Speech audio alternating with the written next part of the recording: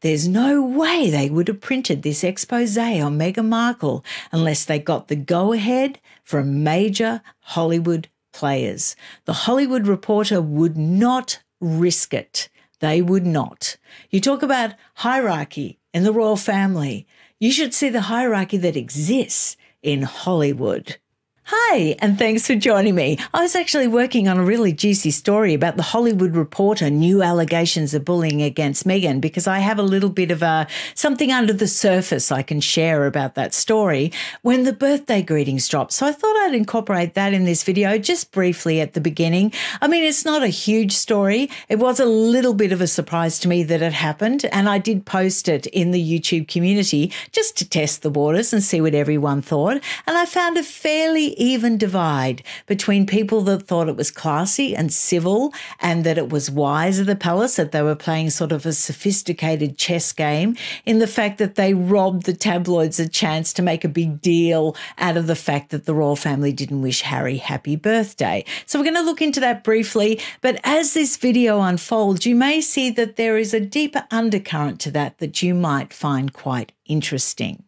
So let's have a look at the birthday greetings. Let's bring up the photo that the palace actually shared, and it was of a smiling, happy Harry, which we haven't seen for a while, with either photoshopped hair or he's a lot younger. I think this was taken 5+ years ago. I believe it was in Dublin, so maybe he really did look that good back then. And of course, much mirth has been created by the fact that they cropped Meghan out of the picture. Now, that is quite delicious if the palace did in fact do that. I suspect that they had a good up-close cropped photograph of Harry in their archives already. I'm not really convinced that they chopped Meghan out, but it's a delicious thought to think that they did. Also, we can see that the late Majesty Queen Elizabeth II did wish Meghan a happy 40th birthday. Now, that was pretty much the MO for the Queen at the time. She was very firmly trying to keep Meghan and Harry as part of the family. She did pay them attention. She did signify their sort of significant events. There was more communication. They were in phone contact with the Queen. So, she was very wise. She was very professional, and she was trying to keep them on side, and she was trying to sort of smooth things, as it were, after the Oprah interview. Now, the other thing about that is the Queen, of course, was not alive when the Netflix docuseries dropped. She was not alive when Harry released his memoir. So I think her reaction to them would have been a bit different post those two things. I think the attacks on the Commonwealth in the Netflix docudrama series would have really upset the Queen, and I think she would have taken quite a stern view on what they said. Because let's face it, it was their legacy, her legacy, that they were trashing, 70 years of work with the Commonwealth. I don't think she would have taken kindly to that at all. And I think that any communication and any sort of references or trying to bring Harry and Meghan back into the fold probably would have ceased at that point. Also, I don't think she would have liked the memoir. I think she would have seen it as a gross betrayal. So they're probably lucky that she didn't get to see that before she passed away. Also, Harry's betrayal, like I've said in earlier videos, of her deathbed scene. No. Well, a deathbed scene is before you die, but you know what I mean, when he was allowed in to see her after she passed away. So that's my view on it. I think that the Queen sort of escaped seeing the worst parts of Harry. She was sort of saved from seeing the worst betrayals. And I think, like I said, if she had seen them, things would have been pretty different in the palace's response to Harry and Meghan back then. Okay, now we can see that I posted in the community. Now, I didn't sort of have a go at King Charles or the palace or anyone for actually posting birthday greetings. I just said that I was surprised and I wanted to, like I said, test the waters. And like I said, people had varying responses. I've got an example of 3 up here now. I'll bring it up bigger so you can read them for yourself. But the general sort of gist of it was that they think it was wise of the palace. They think that they starved the tabloids of oxygen, complaining about not wishing Harry, happy 40th birthday. Many people thought that it was just being civil and polite, and many people thought that it was classy. So that was the overwhelming opinion. And then there were a few people that were really upset by it as well and thought that it was stupid. And I can understand that viewpoint too. I think if you look under the surface of all this, because with Harry and Meghan, there is always sort of an understory. There's an undercurrent. There is always more to everything. So I'll give you a few examples. Let's just get on with it. Okay, so Hollywood Reporter story. Why Hollywood keeps quitting on Harry and Meghan. Looks like Harry and Meghan have done it again. They've chewed up yet another American advisor. Now, before we get into this, I want to say that I didn't trust this story when I first read it. I felt like it was planted. And I felt like it was planted friendly fire. Now, no one else has said this, and I'm not saying I'm correct. But the reason why I thought it was planted friendly fire was that Hollywood Reporter has been a firmly Harkle-friendly publication for the last 5 years, since they moved to the USA. They don't do a lot of stories on Harry and Meghan, but the parent media company that owns Hollywood Reporter is actually Penske Media. PMC, Penske Media Corporation. Now, you've heard me make videos about them before, and it's true. Hollywood Reporter is firmly part of their brand stable, plus South by Southwest and She Knows magazine. And for many, many, many years, She Knows has been pretty much the mouthpiece for Meghan Markle. Now, sort of later on, just in the last year or so, In Style, the digital magazine, has been doing a lot of friendly Meghan Markle pieces. And there's no sort of surprise about that because they're owned by the same media corporation that actually owns People magazine. So the same people that own People magazine actually own In Style. So again, firmly Harkle PR, firmly Harry and Meghan PR. Like I said, Hollywood Reporter was firmly in under the Penske Media Corporation umbrella, and Penske Media Corporation have been rah-rahing Harry and Meghan for the last 5 years. So it's due to those facts that I was aware of that I didn't trust this story. I thought, hang on, what's happening here? And so I thought that this story was actually planted by the Hollywood Reporter to make the UK tabloids actually react so that Meghan could set up a new victim narrative and convince Harry that the palace was leaking a briefing against her once more. It worked the first time, and I'm sure she thought it would work the second time. And it has, because the UK tabloids have reported it with absolute glee. They've seen it as a vindication. They've seen it as a story that vindicates what Valentine Lowe actually exposed in the Sunday Times, that Meghan indeed is an alleged bully and indeed always has someone in her sights. The Hollywood Reporter report actually doubles down on that. So let's have a look at that. So they're talking, of course, about a lot of staff leaving. Why'd they all leave? What explains the churn? Everyone's terrified of Meghan, claims a source close to the couple. She belittles people. She doesn't take advice. They're both poor decision makers. They change their minds frequently. Now, this is what attracted my attention. Harry is a very, very charming person. No airs at all, but he's very much an enabler. But she's just terrible. And that's what sort of made me think, maybe Meghan didn't plant this one in, because she's pretty much got Penske Media Corporation under her thumb. Anything she wants printed, they print and have for the last 5 years. But it was that last little bit distancing Harry from the bullying. Because when Valentine Lowe first actually broke that bullying story, Harry was implicated. There was, and also in Battle of Brothers by Robert Lacey, he was implicated. In Palace Papers by Tina Brown, he was implicated.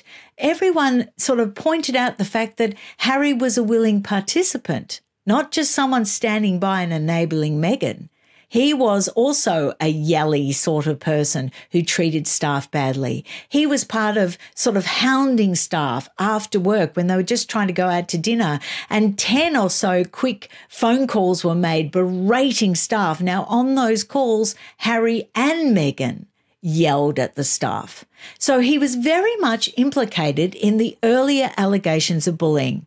And that makes me suspect that maybe that's why the bullying report was kept private by the palace. Two trains of thought on that.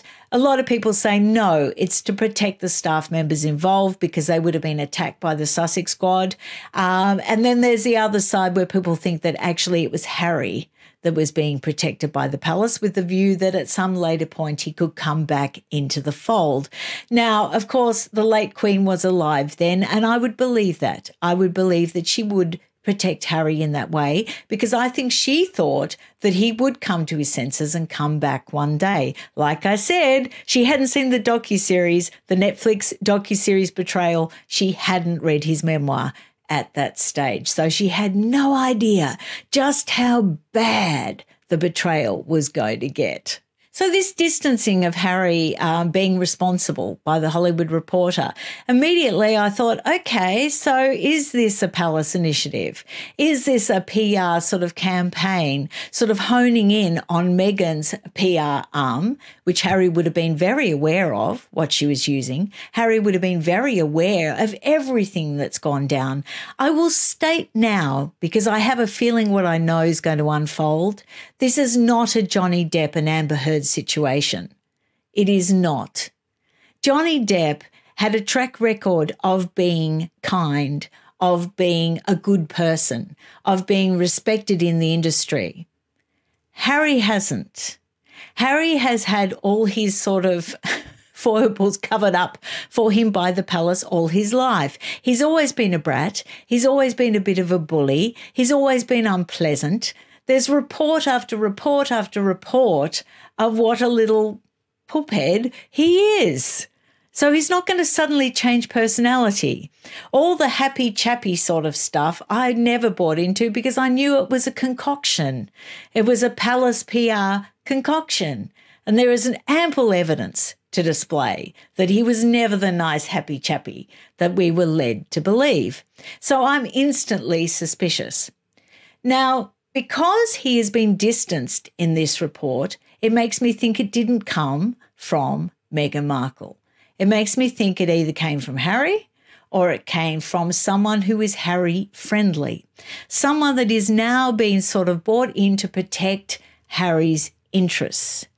Now, there is a shift away from Meghan in Hollywood. We're very, very aware of that. So there could be some sympathy. Maybe there's some guilt from major Hollywood players that they actually enabled Meghan, and now they've realised what she's really like. And they've actually realised that the tabloid reports about what she was really like and what YouTubers were saying she was really like was actually quite factual. It was based in fact, and it was actually fair reporting. And maybe they feel a little bit guilty because they feel like they've enabled her and actually destroyed Harry's relationship with his own family. So maybe there is a bit of a push in Hollywood to help Has and sort of restore his reputation and build bridges with his family while sort of distancing him from Meghan Markle. Let's look a bit more into this report. In 2018, Markle's treatment of two royal aides prompted Buckingham Palace to investigate the then princess for bullying behaviour. I'd just call her the Duchess of Sussex. Let's not get this princess thing happening, please. Through the results of the inquiry were never released, Markle denounced the effort as a calculated smear campaign. Now, that was really unfortunate. The Valentine Lowe's report actually was released around the time of the Oprah Winfrey interview. I can understand why it was. I can understand why staff members were trying to correct the record. But timing is everything. And it was perceived as a smear because of the timing, because it came out around the time, just a few days before they sat down, or the Oprah interview was actually going to air. They sat down prior, but, it was going to go to air. And so a lot of it was dismissed. It was dismissed as a tit-for-tat smear campaign, and that's unfortunate. That is really, really unfortunate that it wasn't actually released a lot earlier. Next little tidbit. She's absolutely relentless, said one source. She marches around like a dictator in high heels, fuming and barking orders. Sounds a little bit S&M, really. I can see, her appeal for Harry. I've watched her reduce grown men to tears. Well, I can imagine she does reduce Harry to tears, because I'm pretty sure that Harry can chuck on the sulks, can chuck on the tears, can chuck on the miserable looks with great effect. He's done it all his life. You can even see photographs of him as a little boy with all that sort of performance. And I think it's always got him everything he's ever wanted. It's always got him a lot of sympathy. It's always got him out of being in trouble. He's never been held accountable because he's just got that face where everybody wants to make everything all right for him once more. So this is what I said earlier. Penske Media Corporation does own Hollywood Reporter. They also have the South by Southwest brand. They also have She Knows. Pretty much everything that has enabled Harry and Meghan to build their profile in the USA has been under the Penske Media umbrella. All of a sudden, like I said, Hollywood Reporter turns the tables, and that makes me highly suspicious. And I won't rest until I find out who fed them that story. I feel that they were encouraged to sort of pursue this, because I'm seeing too many sort of echoes of the original Valentine Lowe report. I suspect, I cannot prove, that Hollywood Reporter was given access to some material to verify the original stories coming out of the UK. I think that really prompted them to dig a little bit deeper. And like I said, there's no way they would have printed this expose on Meghan Markle unless they got the go-ahead from major Hollywood players. The Hollywood Reporter would not risk it. They would not. You talk about hierarchy in the royal family. You should see the hierarchy that exists in Hollywood. Now, I also have a lot of material on another much bigger story, and this goes back to the very start of Harry and Meghan's relationship. But relevant to this video, I dug out just a couple of things to show you. But I will be doing a much bigger video. It might be several videos on this story because it is a huge story, absolutely huge. And it involves Lainey gossip. Now, I've been following Lainey gossip since Meghan first was announced as Harry's girlfriend.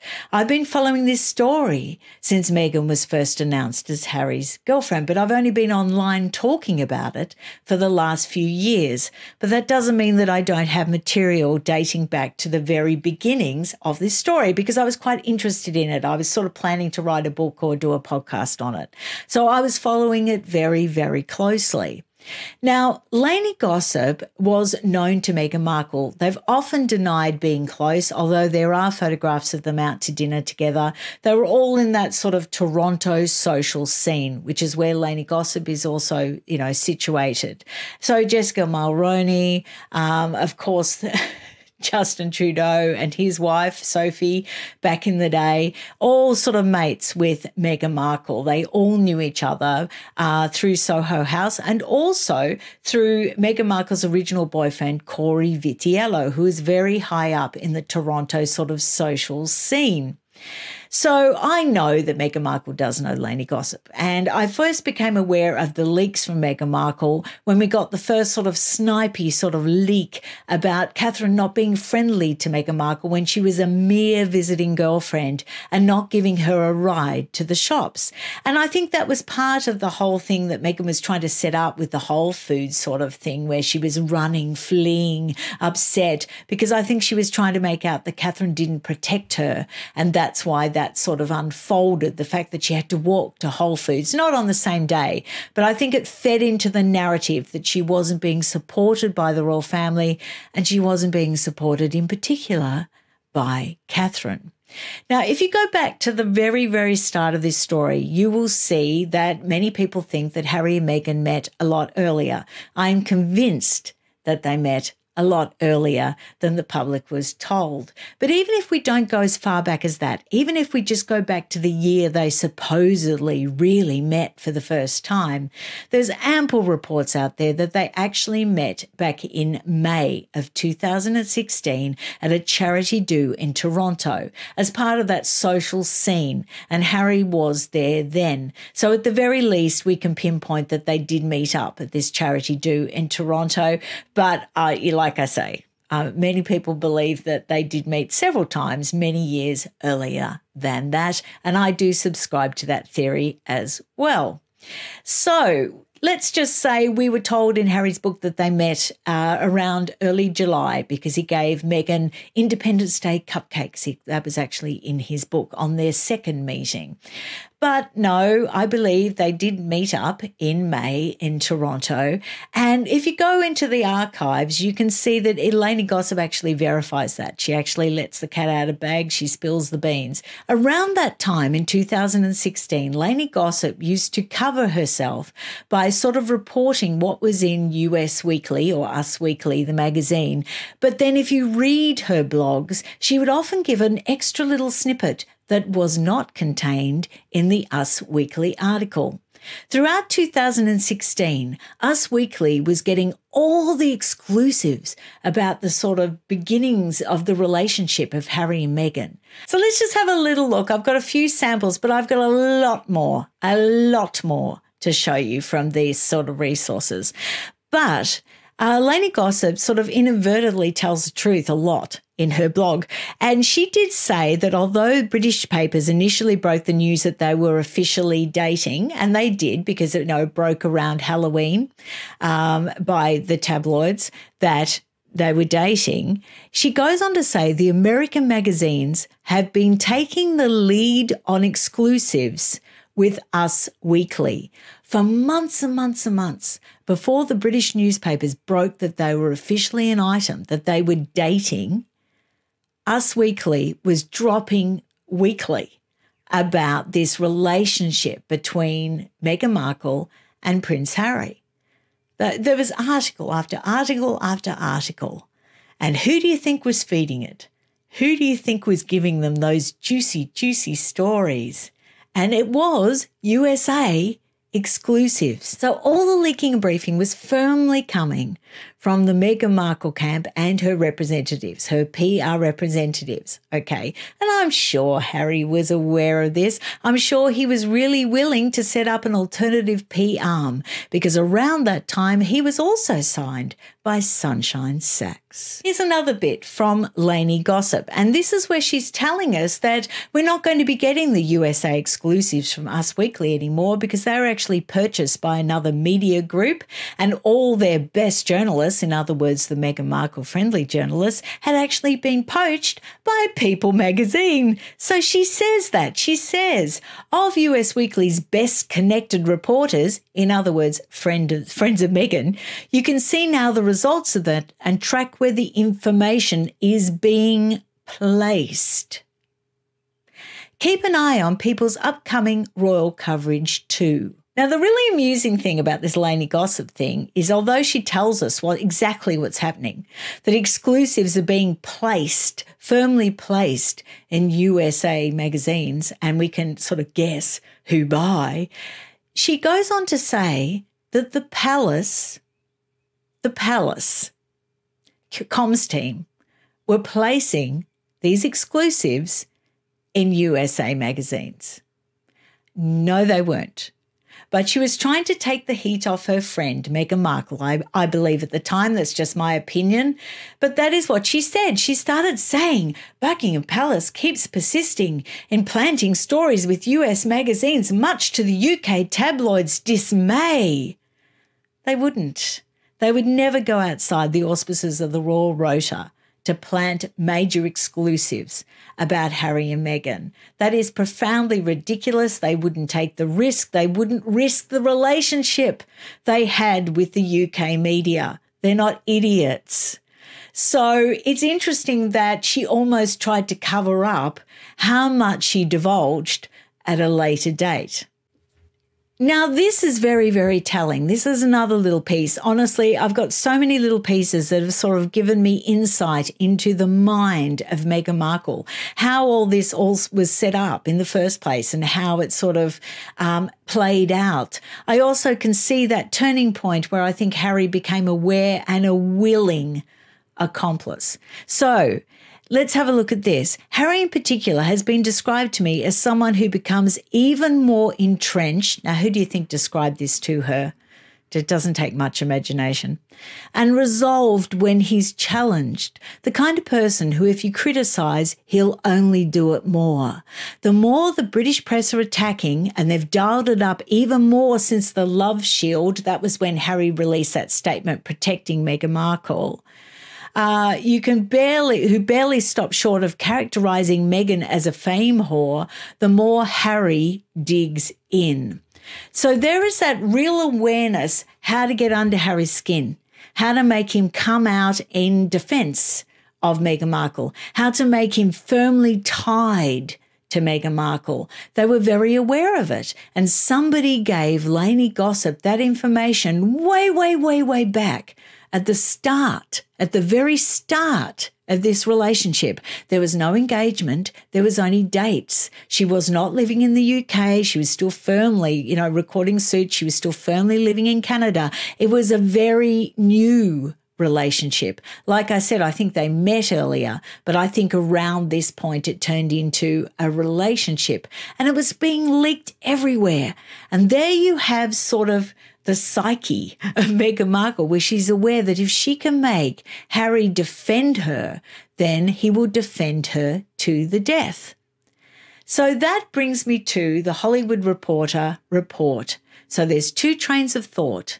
Was it friendly fire planted because Harry was looking to sort of reunite with his family and Meghan wanted to convince him that she was still being attacked? The attacks were still happening. Look, they're coming after me, whereupon she would awaken that protective, loyal side of Harry to spring to her defence once more and stay estranged from his family, which I think would suit Meghan Markle. Or is it not friendly fire? Have the tables turned? Have the palace got involved? Are they smoothing the way for Harry's return because a divorce is pending? You let me know what you think down below, but you can see from this video that there is more to the Hollywood Reporter story. There is more to it because there is a long, ongoing relationship of it being friendly media under the PMC Media Corporation. And you can also see now why I was surprised and interested by the birthday message. Nothing is ever simple. Everything is always calculated. And it wasn't really probably King Charles who was making that decision. It's people's job to bring him options, to bring him, we can do this or we can do that. We recommend doing this because it will have this benefit and advantage. If we do this, it could have these disadvantages. So obviously it was very carefully thought out. But time will tell what the true motivation was. We shouldn't take everything on face value. Oh, well, it was just civil and professional and classy. It was on the surface. But time will tell if there was more to it. And I am getting an inkling that the palace's PR machine is kicking in. And I think it's kicking in on behalf of Harry. You let me know what you think down below, and I'll see you again really soon. Bye.